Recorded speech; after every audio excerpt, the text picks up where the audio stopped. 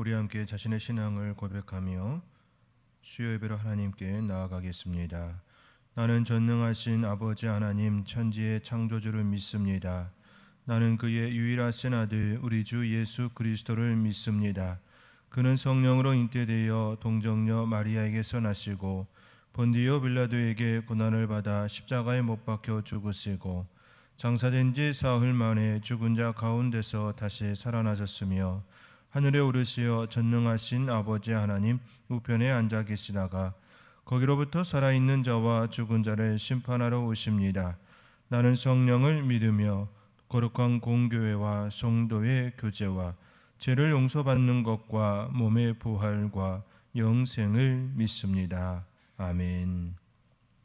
찬송 304장입니다. 찬송 304장입니다.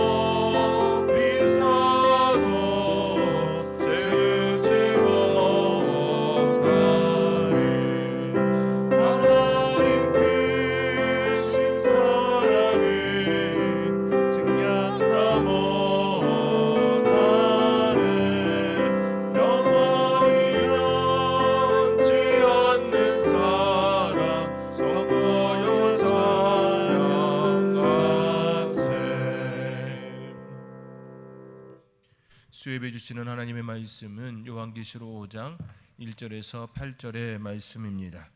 신약성경 404면에 있습니다. 신약성경 404면에 있는 요한계시록 5장 1절에서 8절의 말씀, 이제 하나님의 말씀을 봉독해 드립니다. 내가 보매 보좌에 앉으신 이의 오른손에 두루마리가 있으니 안팎으로 썩고 7 인으로 봉하였더라. 또 보매 힘 있는 전사가 큰 음성으로 외치기를 누가 그 두루마리를 펴며 그 인을 떼기에 합당하냐 하나 하늘 위에나 땅 위에나 땅 아래에 능히 그 두루마리를 펴거나 보거나 할 자가 없더라. 그 두루마리를 펴거나 보거나 하기에 합당한 자가 보이지 아니하기로 내가 크게 울었더니 장로 중에 한 사람이 내게 말하되 울지 말라. 유대 지파의 사자 다윗의 뿌리가 이겼으니 그 두루마리와 그 일곱인을 떼시리라 하더라. 내가 또 보니 보좌와 내 생물과 장로들 사이에 한 어린 양이 서 있는데 일찍이 죽임을 당한 것 같더라. 그에게 일곱 뿔과 일곱 눈이 있으니 이 눈들은 온 땅에 보내심을 받은 하나님의 일곱 영이더라. 그 어린 양이 나와서 보좌에 앉으신 이의 오른손에서 두루마리를 취하시니라. 그 두루마리를 취하심에 내 생물과 24 장로들이 그 어린 양 앞에 엎드려 각각 검은 거와 향이 가득한 금 대접을 가졌으니 이 향은 성도의 기도들이라. 아멘.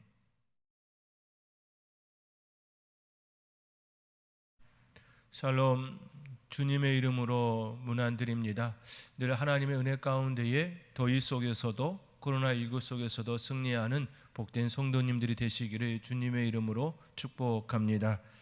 지난 수요 예배에서 숫자에 담긴 의미를 통해 말씀을 생각해 보았습니다.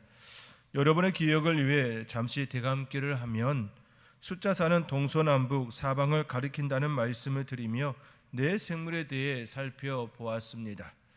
내 생물은 사자, 송아지, 사람, 독수리였습니다. 사자는 야생동물, 송아지는 가축, 사람은 사람, 독수리는 조류를 각각 대표한다는 말씀을 드리며 내 생물은 땅에 사는 모든 존재들을 가리킨다라고 말씀을 드렸습니다. 그리고 숫자 4에 3을 더하면 7이 되는데 숫자 3은 완전체를 가리키는데 여기에 대표적인 예가 성부, 성자, 성령 하나님이심을 말씀드렸습니다. 동서남북 사방에 삼위일체 하나님이 계심은 온전한 구조가 되지요. 숫자 7은 온전함, 부족함이 없는 상태를 가리킨다, 그렇게 말씀을 드렸습니다. 그러면서 본문에서 소개된 등불 7과 하나님의 7영에 대해 예를 들어 말씀드렸습니다. 그리고 요한계시록에는 찬송이 곳곳에 소개되는데 총 7번 나온다는 말씀을 드리며 이 또한 온전한 찬양을 가리킨다라는 말씀을 드렸습니다.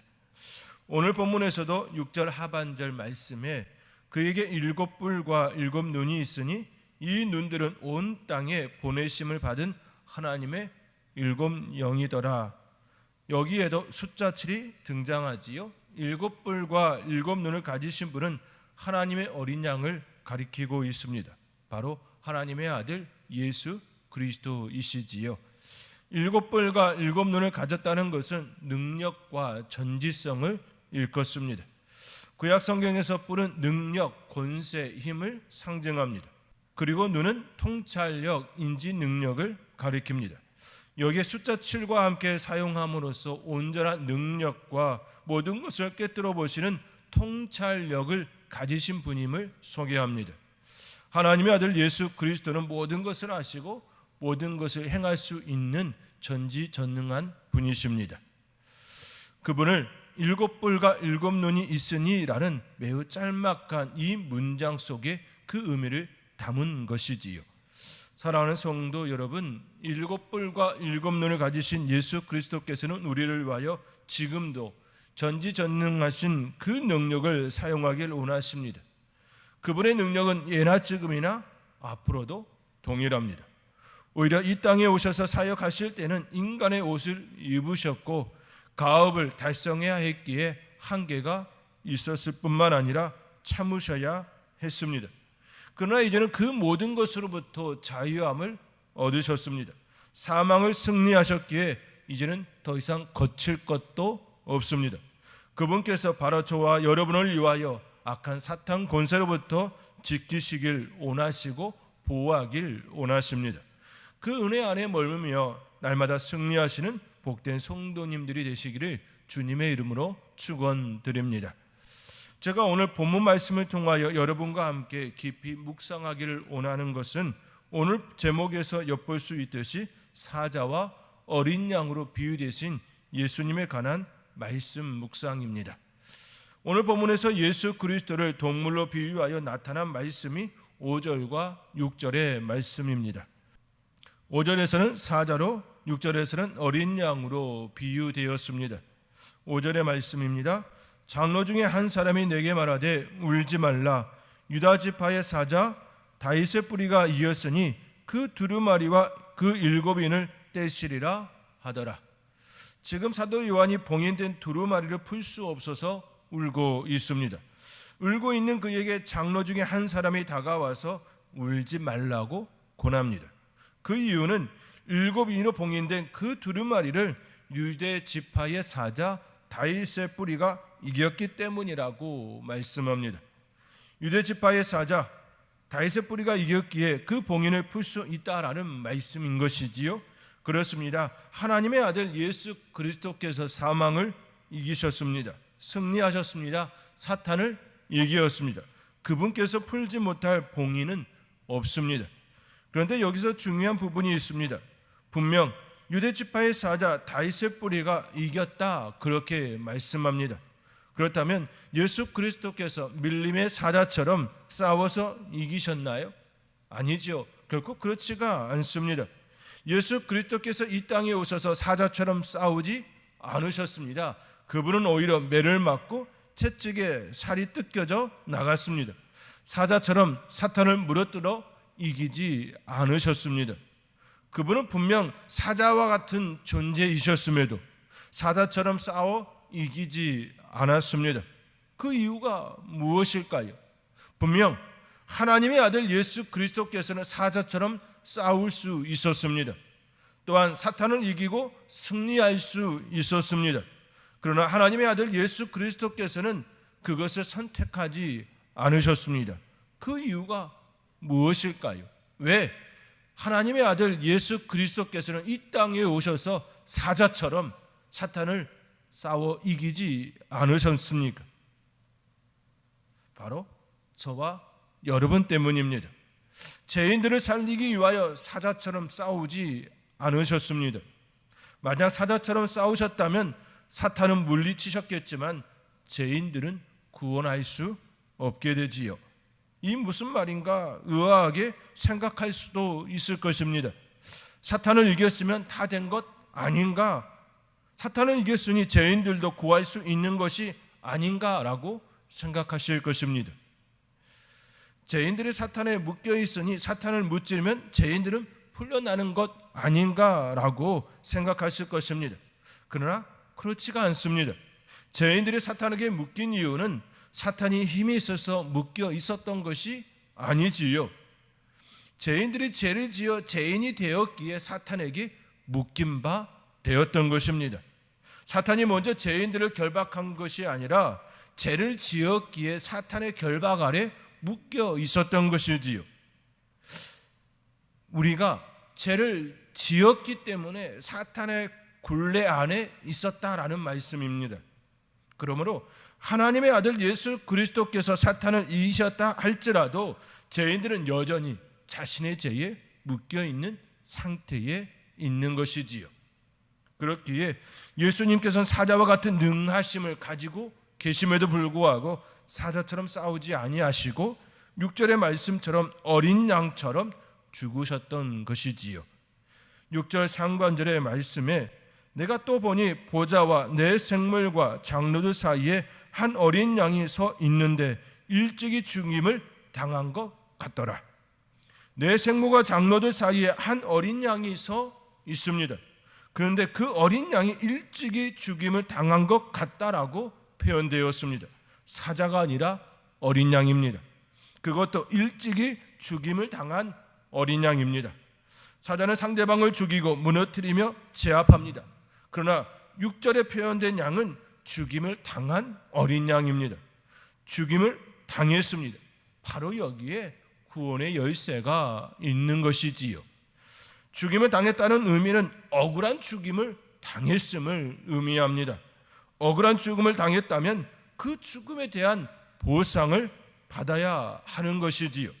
보면 사탄은 어린 양 대신 예수 그리스도를 죽이고 자신이 승리하였다라고 여겼을 것입니다. 그러나 성부 하나님께서는 억울하게 죽임을 당한 어린 양의 피를 헛되이 하지 않으셨습니다. 그 피의 값을 죄인들을 위하여 사용하셨습니다. 죄인들을 사면하는데 그 피를 사용하신 것이지요. 이것이 바로 죽임을 당한 어린 양이 구원의 열쇠가 되는 이유입니다. 사랑하는 성도 여러분, 우리의 구원은 일찍이 죽임을 당한 어린 양의 보혈로 성취되었습니다. 억울한 죽임을 당한 대가로 우리에게 구원의 은혜, 구원의 선물이 주어진 것입니다.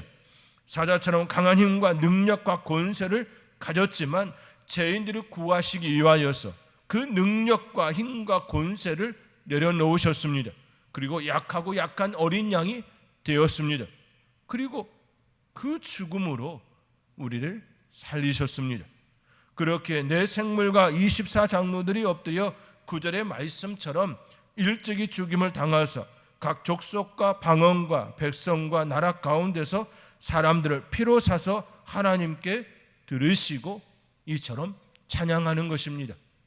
어린 양이 되어 주셔서 죽임을 당하시고 사람들을 피로 사서 하나님께 들으신 분이 바로 예수 그리스도이십니다.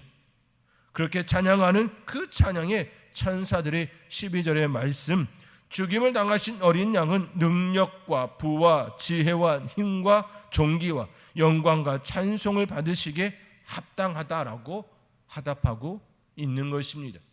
우리가 어린 양을 찬양하는 이유가 무엇입니까? 우리를 구원하여 주시고 우리의 삶에 다가와 주셔서 날마다 인도하시고 보호하시고 우리를 하나님께 드림이 되었기 때문입니다. 이것이 바로 하나님의 아들 예수 그리스도의 클래스입니다. 사자보다 강하지만 우리를 위하여 어린 양이 되셨습니다. 이제 그 주님께서 우리에게 요구하는 것이 있습니다. 우리의 삶의 자리에서 사자가 될 것인가, 어린 양이 될 것인가. 우리의 삶에서도 선택의 순간이 있습니다. 사자처럼 싸울 것인가, 어린 양처럼 희생할 것인지 그 선택을 바르게 하기를 원하십니다. 우리의 선택 가운데에 때로는 사자와 같이 싸워야 할 때가 있지요. 때로는 어린 양처럼 희생되어야 할 때도 있습니다. 그 모든 선택이 주님을 위하여 주님 앞에 선택할 수 있는 기준을 가지는 복된 성도님들이 될 수 있기를 주님의 이름으로 권면드립니다. 그러할 때에 하나님께서 주시는 은혜와 축복이 여러분의 삶의 자리에 풍성할 것입니다. 그 은혜를 날마다 누리는 복된 성도님들이 되실 수 있기를 주님의 이름으로 축원드립니다. 이 시간 함께 기도하길 원합니다. 하나님의 아들 예수 그리스도는 이 땅에 오셔서 어린 양이 되셨습니다. 사자처럼 물어뜯어 이길 수 있었음에도 불구하고 어린 양이 되셔서 죽임을 당하셨습니다. 그 죽음으로 인하여 우리는 구원을 입었습니다. 이제 우리 또한 선택해야 합니다. 어떻게 싸울 것인지 그 기준은 주님을 위하여라는 기준이 될 것입니다. 이 시간 함께 기도하겠습니다. 하나님, 우리가 선택의 순간에 주님을 위하여 하나님 앞에서 사자가 될 것인지 어린 양이 될 것인지 바르게 선택하며 그 선택을 향하여 나아갈 수 있는 저희들 되게 하여 주옵소서. 당당하게 사자가 되며 또한 당당하게 어린 양이 되어 그 삶을 살아갈 수 있는 저희들 되게 하여 주옵소서라고 이 시간 함께 기도로 나아가겠습니다. 사랑의 하나님, 하나님의 아들 예수 그리스도께서는 우리를 위하여 사자와 같은 능력을 가지셨음에도 불구하고 어린 양이 되셔서 십자가에서 죽임을 선택하셨습니다. 하나님, 그 은혜 때문에, 그 죽음 때문에 우리가 은혜를 입었습니다. 구원의 선물을 받았습니다. 이 놀라운 사건 주신 은혜에 날마다 감사하며 주님 위하여 우리의 삶의 자리에서 사자가 될 것인지 어린 양이 될 것인지 바른 선택을 하며 살아갈 수 있는 저희들 되기를 원합니다. 하나님, 사자와 같이 이길 수 있음에도 불구하고 주님을 위하여 어린 양이 되어야 한다면 결단코 그 자리로 나아갈 수 있는 저희들, 용기 있는 어린 양이 되어지는 저희들 되기를 원합니다. 그러할 때에 주님과 함께의 승리의 깃발을 들을 수 있는 저희들 되게 하여 주시옵소서. 오 주여, 우리의 삶의 자리가 날마다 주님이 위하여 삶을 살아갈 수 있는 하나님의 사람들 다 될 수 있도록 주여 인도하여 주시옵소서. 사랑의 하나님, 사자와 같은 능하심을 가지셨음에도 불구하고 우리를 위하여 십자가에서 어린 양이 되신 예수님, 참으로 그 은혜에 감사와 영광과 찬송을 올려드립니다. 하나님, 우리의 삶의 자리에서도 사자와 같이 또는 어린 양과 같이 선택해야 할 그 순간에 주님을 위하여 바른 선택을 할 수 있는 저희들 되기를 원합니다. 나를 위하여 사자가 되지 않기를 원합니다.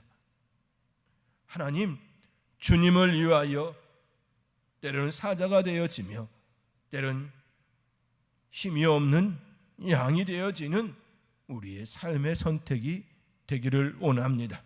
그 바른 선택을 할 수 있도록 하나님, 저희들에게 지혜와 용기를 허락하여 주옵소서. 이 모든 것 감사하옵고 예수님의 이름으로 기도하옵나이다. 아멘. 찬송 303장, 찬송 303장 우리 함께 찬송하겠습니다.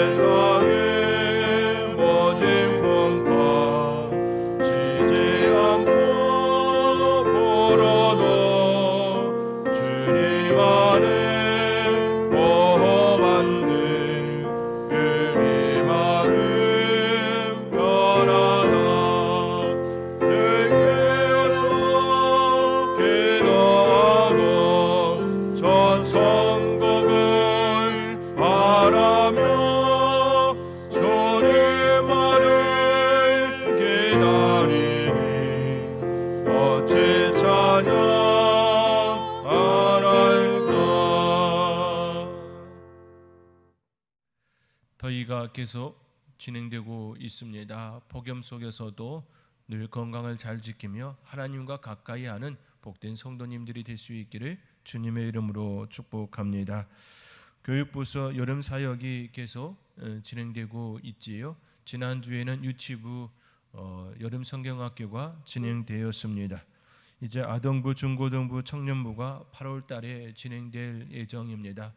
우리 다음 세대들이 하나님의 은혜 가운데에 비록 코로나19 속에서도 바른 교육, 하나님을 만날 수 있는 축복이 되어질 수 있도록 우리 성도님들 기도로 준비해 주시기를 부탁의 말씀을 드립니다. 이에 강구는 주보를 참고해 주시기 바랍니다. 제가 다시 한번 기도하고 오늘 예배를 마치겠습니다.